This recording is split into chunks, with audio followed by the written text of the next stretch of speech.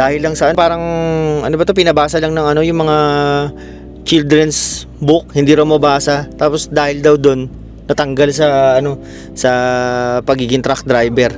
Kasi nga hindi marunong magbasa. Isipin mo basic 'yun. Paano kung kunyari umaandar ka pa tapos babasahin mo yung signage, hindi mo mabasa, 'di ba?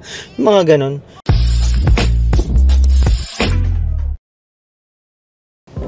Yun. Gala tayo. Pupunta ako ngayon sa downtown. Meron tayong aasikasuhin. Alam mo naman medyo busy tayo ngayong panahon na to eh. Sasama ko lang kayo sa mga gala-gala. Hindi ko alam kung makakapag ano pa ako kasi today is Thursday. Hindi ko alam kung makakapag one wheel pa ako kaya nag-decide na ako na mag-video ngayon. Para mamaya mag-edit na lang ako. Panoorin yung mga ano ko, yung mga video ko ng ano, yung tungkol sa mga katiwalian ng ano, yung mga sinasabi ko doon, ano yun, about sa mga katiwalian sa ano, gobyerno natin, no? Sumusubaybay lang tayo doon sa mga nangyayari sa Senado, sa Congress, yung sa flood control. Pero siyempre, hindi lang naman matatapos doon. Ano lang din tayo, wala lang, para may kakwentuhan lang ako about sa mga issue na ganyan. Kasi karamihan dito na nasa Canada, sa totoo lang, wala na rin pakialam, lalo na yung mga ano, mga PR na, mga citizen na ano na rin eh, parang bahala kayo dyan, magkagulo kayo sa ano, Pilipinas, kami safe na. Eh ako hindi, kami nila ano, yan sila Marlon D, yung mga kasama. May mga kasama rin naman ako na concern pa rin sa mga nangyayari sa Pilipinas. Kasi syempre alam nyo naman, sinasabi ko na yun pa ulit-ulit eh, na concern tayo kasi Pilipino tayo.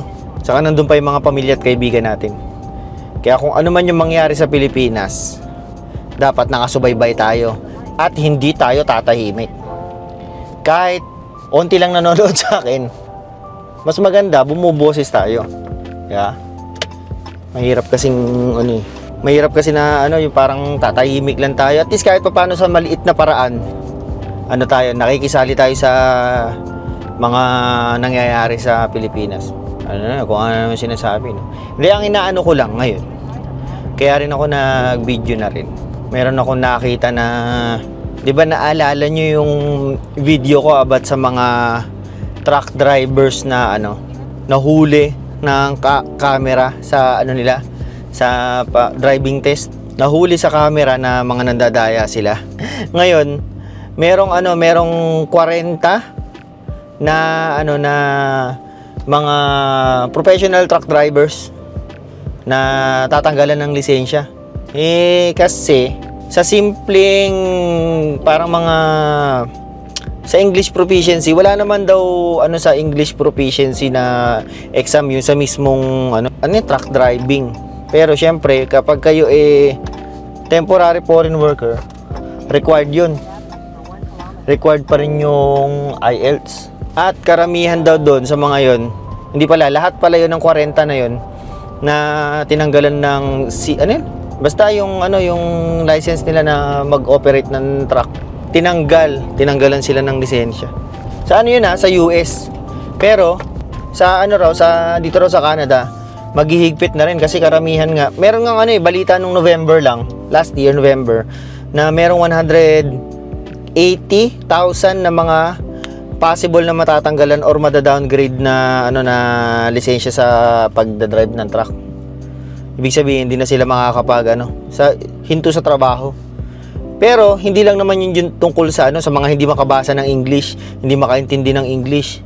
Ang inaano doon, halo-halo na.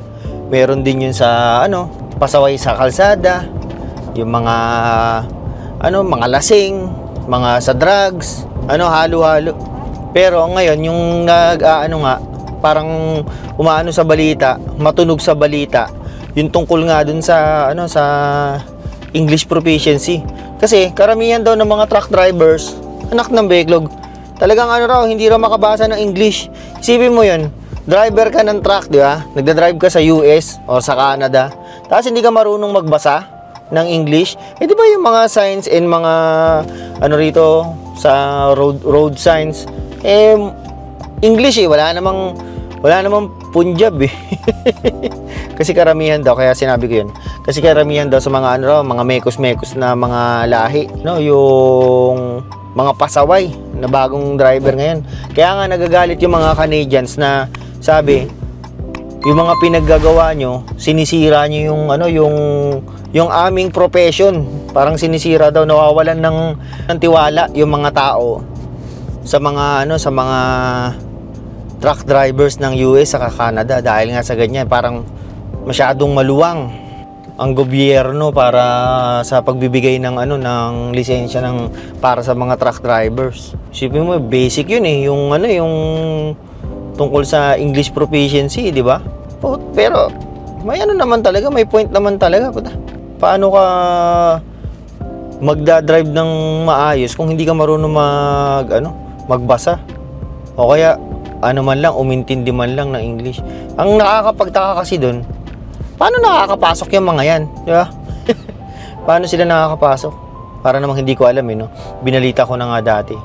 Yung ano nga, mga nababayaran kasi nila.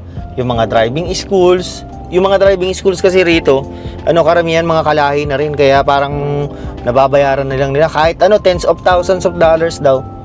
Ano, nabibigyan nila. Para lang maging professional driver dito, maging professional truck driver. But hindi maganda yun. Hindi kayo dumaan sa proper training, hindi kayo dumaan sa mga ganun. Nangyari talaga. Ang pinaka mahirap diyan, hindi lang yung mismong driver na yun ang pwedeng mapahamak. Maraming pwedeng mapahamak kasi ang laki dinadrive mo sa highway, malaki. 'Di ba yung na-aksidente nga na sa US? Yung nag-illegal left turn. Illegal left turn siya, may mga sumalpok na SUV sa sa truck niya. Ayun. Aksidente, di ba? Yan ang problema sa mga lahi na yan. Mahilig silang dumaan sa illegal.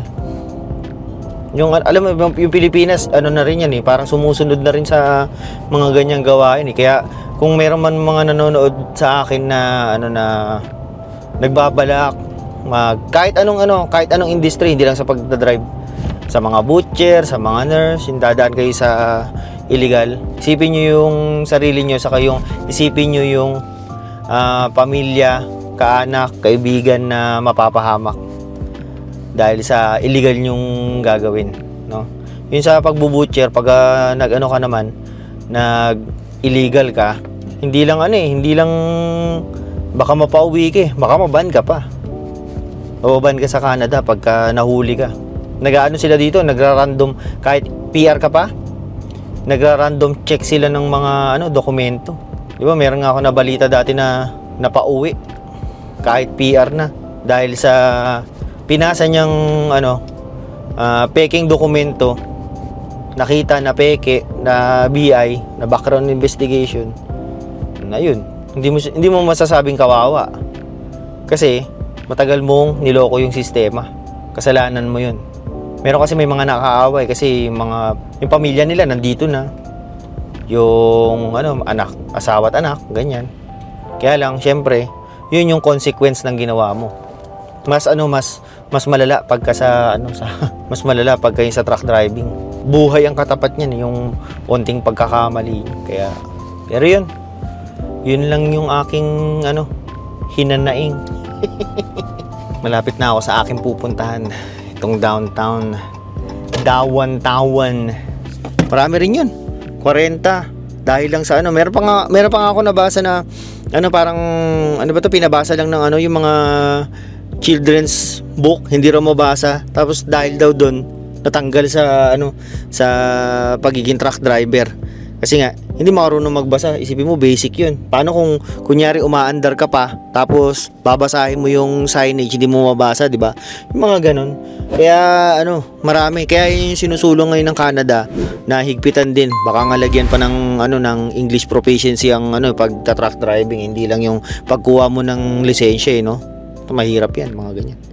Sige na, at ako'y aalis na. Like, share, subscribe yung mga alam yun. Sige na, paalam.